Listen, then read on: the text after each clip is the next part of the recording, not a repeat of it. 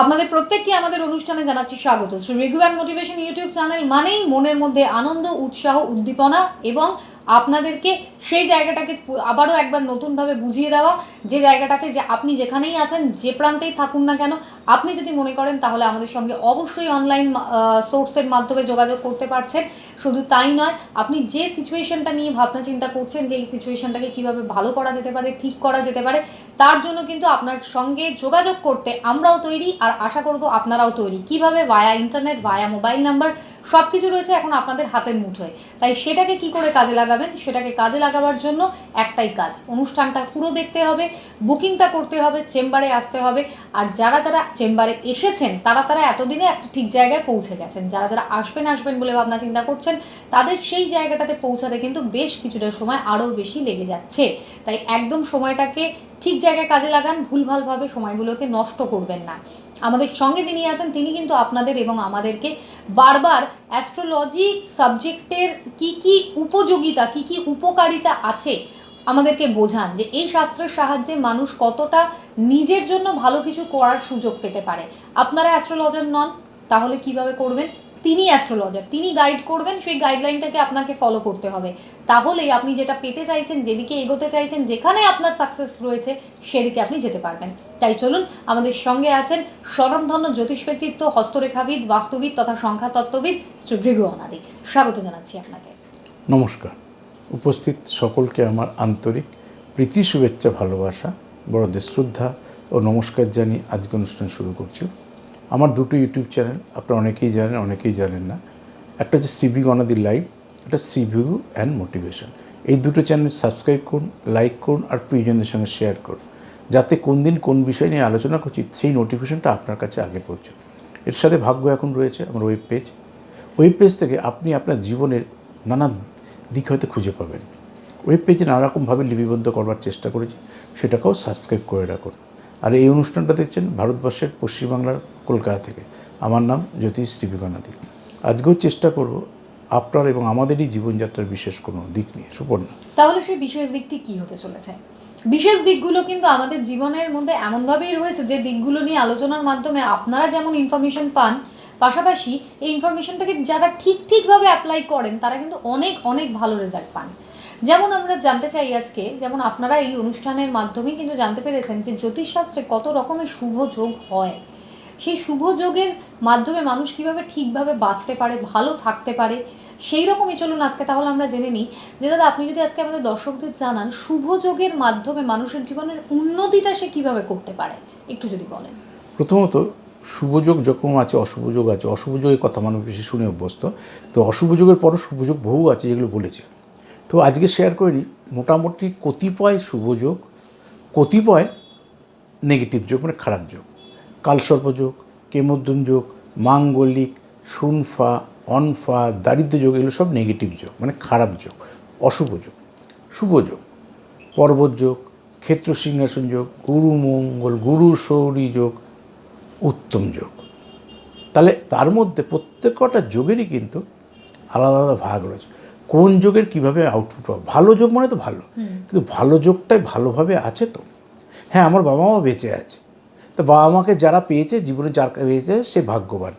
কিন্তু বাবা মা কীভাবে আছে? অসুস্থ হয়ে ঘরে পড়ে রয়েছে, 10 বছর ধরে বিছানায় ভুগছে? না, খুব স্টেডি রয়েছে, এখনও রোজগার করছে। ছেলে মেয়ের ওপর এখনও তাদের হাত পাততে না, ছেলে মেয়ের কাছে, ছেলে মেয়েকেও পারলে হেল্প করে, তাহলে সেইখানে সেই ছেলে মেয়ের সাকসেস। ঠিক সেরকমভাবে হ্যাঁ, আজকে আলোচনা করব উত্তম যোগ। গ্রহ থেকে গ্রহ, এর আগেও বলেছিল ক্ষেত্র সিংহাসন যোগ, পর্বযোগ। যে গ্রহের সঙ্গে যে গ্রহের কানেকশানহীন যোগটা তৈরি হয়, যোগটাকে তো সৃষ্টি করা যাবে না।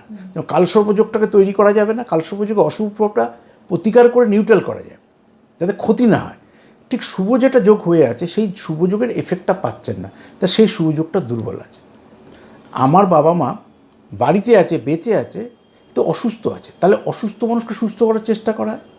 ঠিক সেরকমভাবে নেগেটিভ যোগটা নেগেটিভ সে নিউট্রাল করা হয়, পজিটিভ যোগটাকে আরও স্টেডি করা হয়, যাতে পজিটিভ যোগটা আপনার জীবনে বাস্তবে ফল প্রদান করতে সাহায্য করে। এবার সেটা তো কর্মক্ষেত্রে, কর্মেরই যে বহিঃপ্রকাশ। হাউস ওয়াইফ হিসেবে তো কারোর বহিঃপ্রকাশ হয়েছে, খুব রান্না করে মানুষটা বিখ্যাত হয়েছে। মানুষ চাকরিতে হয়, মানুষ ব্যবসা করে হয়, মানুষ নিজস্ব কোনো প্রফেশনে, সে খেলোয়াড় হোক, মডেলার হোক, সে গায়ক হোক, গায়িকা হোক, এইগুলোতে সে প্রফেশনের প্রতিষ্ঠা পায়। তো ভালো যোগগুলো হচ্ছে প্রফেশন ওরিয়েন্টেড। ভালো যোগ, বিখ্যাত যোগ যদি থাকে তখন প্রফেশনটা জেনে নিতে হয়। কিছু কিছু ক্ষেত্রে কিছু কিছু কাজের সঙ্গে যুক্ত থাকলে তার আউটপুট বেশি হয়। এবং সেই যোগটা কীভাবে আছে, যেমন আজ উত্তম যোগ নিয়ে আলোচনা করব। উত্তম যোগ খুব বলবান যোগ, যেখানে আপনাকে ফুটপাত থেকে রাজপ্রাসাদে প্রবেশ করাতে পারে। কিন্তু সেই একই কথা, যোগটা স্টেডি তো, মানে যোগটা বলবান তো। এইটা দুটো গ্রহের সমন্বয়। সেটা হচ্ছে একটা হচ্ছে রাশি মানে চাঁদ, আর একটা হচ্ছে জন্মমাস অর্থাৎ রবি। তা রবির অবস্থানটা কোথায় আছে ধরে নিই আগে রবির অবস্থান। আপনার ছক আছে, শুনে নিন, তারপর যাদের ছক নেই তাদের জন্মমাস অনুসারে বলবো। আপনার ছক আছে, ছকে যদি জন্মকালীন রবি আপনার সিংহে থাকে, সব এককভাবে শুভ গ্রহ দ্বারা দৃষ্ট, অশুভ গ্রহ দ্বারা দৃষ্ট বা নেগেটিভ কোনো গ্রহের সঙ্গে থাকলে হবে না। একটু আগে তো বোঝালামই, বা আমার অসুস্থ থাকলে হবে না। ঠিক সেটা সুস্থ আছে, তার মানে একা রয়েছে, ভালো রয়েছে, অর্থাৎ মেশে। তারপর সেই রবিটা রয়েছে আমার মিথুনে। জ্যৈষ্ঠে থাকলে হবে না, জ্যৈষ্ঠে হয় না। রবির অবস্থান তুলাতে খারাপ, রবির অবস্থান মকরে খারাপ, রবির অবস্থান কুম্ভে খারাপ, 100% খারাপ। এগুলো তাহলে যতগুলো স্থান রয়েছে 12টা রাশির মধ্যে, এই 4টে স্থানে রবি নেগেটিভ ফল দেয়। অর্থাৎ আমার বাবা মা বেঁচে আছে, কিন্তু সেই বাবা মাটা দুর্বল, অসুস্থ, তা সে সেইভাবে ফল দিতে পারছে না। ঠিক সেরকম তাহলে এবার রাশিকে খুঁজতে হবে। রাশি কোথায় কোথায় ভালো ফল দেয়? রাশি মেষ রাশি হলে ভালো হবে, বৃষ রাশি 3 ডিগ্রি অথবা 27 ডিগ্রি হলে তবে ভালো হবে, নাহলে বৃষ রাশি চলবে না। কর্কট রাশি হলে আপনার জন্য ভালো হবে। যদি সিংহ রাশি হয় তাহলে আপনার জন্য ভালো হবে। যদি ধনু রাশি হয় তাহলে আপনার জন্য ভালো হবে। মীন রাশি যদি হয় আপনার জন্য ভালো হবে। কিন্তু এই রাশিটা যদি তুলা হয়, এই রাশিটা যদি বৃষ রাশির ডিগ্রিগত ঠিক না হয়, 3 বা 27 ডিগ্রি না হয়, আর এদিকে যদি মকর হয় বা কুম্ভ হয়, তাহলে এই উত্তম যোগের কোনো ভালো ফল আপনার বা আমাদের জীবনে দেবে না। তখন সেগুলোকে বুস্ট আপ করা হয়, প্রতিকার করা হয়। গ্রহর প্লেসটাকে চেঞ্জ করতে পারবেন না। আপনার মকর রাশি, মকর রাশিটা আমি কী করে কর্কট রাশি বানাবো? মকর রাশিটাতে মেষ রাশি মীন রাশি বানানো যাবে না। তাহলে মকর রাশির যে দুর্বল জায়গাটা শনির ক্ষেত্রে দুর্বল রয়েছে, সেই ক্ষেত্রটাকে আমি প্রতিকার করলাম, তাহলে সেইটার আউটপুটটা যেন পান। তাহলে কী হলো? রাশিকেন্দ্রিক, রবি কেন্দ্রিক। এবার রবির অবস্থান রাশি নেই, জানেন না।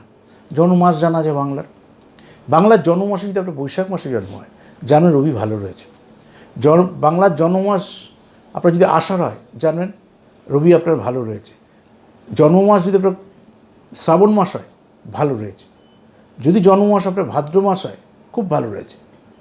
আশ্বিন কার্তিক চলবে না, ওদিকে জ্যৈষ্ঠ ছেড়ে এসছে, জ্যৈষ্ঠ চলবে না। তারপর হচ্ছে অগ্রহায়ণ, তারপরে একদম হচ্ছে চৈত্র মাস। তাহলে এই কটা মাস আপনার জন্য ভালো, যারা রবির অবস্থান বুঝেন না বা জানেন না। অনেকেই ডেট অফ বার্থ নেই, ছক নেই, তা জন্মমাস আছে, বাংলার জন্মমাস এইগুলো কিনা যদি থাকে খুব ভালো। আর রাশি তো বলেই দিলাম। এইবার দেখে নিন রাশি বলবান কিনা, রবি বলবান কিনা আছে। এইবার কার থেকে কে কত আছে, সেই যোগটা কীভাবে শুরুটা বলা আছে। যে কোনো পজিটিভ রেজাল্ট দিতে গেলে কেন্দ্র কোনো গ্রহ থাকতে হয়। অর্থাৎ রাশি থেকে রবি পঞ্চমে না নবমে, পঞ্চম নবমকে কোন বলা হয়, যারা ছাত্রবন্ধু তারা বুঝতে পারছেন। আবার রবি থেকে যদি আমি ধরি রাশি অর্থাৎ চন্দ্র আপনার কোথায় রয়েছে, সেটা কিভাবে রয়েছে। কেন্দ্র কোণে কোনো কানেকশান যদি হয়, সবসময় রাশি থেকে রবি থাকা ভালো। আর রবি থেকে হলে কেন্দ্রে থাকতে হবে, আর রাশি থেকে হলে কোণে থাকতে হবে রবিকে। এই দুটো কানেকশান যদি ঠিক ঠিক থাকে, যেমন আপনার কোণ পঞ্চম নবমটা কাটতে পারবো না, পঞ্চমে আছে অষ্টমে আছে, প্রতিকার করে তো অষ্টম ঘরটাকে নবমে করে দিতে পারবো না। কিন্তু অষ্টম নবমে আছে দুর্বল আছে, একাদশে আছে দুর্বল আছে, দশমে আছে দুর্বল আছে, কথা প্রসঙ্গে বলছি। কারণ চতুর্থ, সপ্তম, দশম এইগুলোকে বলা হয় কেন্দ্রস্থান, লগ্ন। তাহলে রবি থেকে ওটা যেতে পারি। রাশি থেকে যখনই খুঁজবো পঞ্চম নবমকে রবিকে থাকতে হবে। তা সেই স্থানটা চেঞ্জ করতে হবে না, সেই গ্রহটাকে প্রতিকার করলে উত্তম যোগটা বলবান হলো, স্টেডি হলো। সেটা যখন প্রফেশনে আপনি আসবেন দেখবেন সাকসেস পেয়ে গেছে। এই বড় ভালো ভালো যোগগুলো অনেকেই থাকে, দেখেন না, অনেকে আমরাও অনেক সময় বলি এই অর্ডিনারি পড়াশোনা ছিল, ভেবেছিলাম জীবনে মানুষই হবে না, হট করে 2-5 বছর লাইফস্টাইল বদলে গেল। জানেন ভালো যোগ রয়েছে, সেই যোগটা নানা রকম হতে পারে। তবে এটা আজকে উত্তম যোগ, এটাকে পর্বত যোগ আলোচনা করছি। গুরু শৌরী, গুরু মঙ্গল, জীব যোগ, বহু যোগ আছে, ভালো যোগ। যেরকম নেগেটিভ যোগ মানুষের জীবন থাকে, কিন্তু অনেক ভালো যোগ আছে। সেই যোগটা কতটা বলবান সেটাকে প্রতিকার করে যাতে তার জীবনে সাকসেস আসে। সুপর্ণা, এই শুভ যোগগুলো সম্বন্ধে যখন আমরাও জানি, হয়তো আপনারা কখনো শুনেছেন কিংবা আজকেই প্রথম শুনছেন, নিজের জন্মছকের মধ্যে এই যোগটা আপনার রয়েছে কি নেই সেটা কিন্তু আপনার জানা নেই। এটা কিন্তু আপনার হরোস্কোপটা যখন ভৃগুদা দেখবেন তখনই বলে দেবেন যে আপনার জন্মছকে কতটা স্ট্রং আছে এই যোগ যদি থাকে, আর থাকলে তার সুফলটা কি পেতে পারবেন সেটা তো উনি বলেই দিলেন। তাহলে চলুন আর দেরি না করে ঝটপট বুকিংটা স্টার্ট করে দিন। তার জন্য 9830143766 নাম্বারটিতে ফোন করে নিজের নামের বুকিংটাকে করিয়ে নিন। যে কোনো প্রান্ত থেকে আপনি আসতে পারবেন, যোগাযোগ করতে পারবেন, সেটা হয় সরাসরি চেম্বারে আসা কিংবা আপনি ইন্টারনেট সার্ভিস নিতে পারছেন। আপনি যে কোনো জায়গা থেকে ভৃগুদার সঙ্গে যোগাযোগের সুযোগটা পেয়ে যাচ্ছেন। ভালো থাকুন সকলে। আজকের অনুষ্ঠান এই পর্যন্তই। ভৃগুদাকে ধন্যবাদ জানাচ্ছি, দর্শকদের জানাচ্ছি নমস্কার। নমস্কার।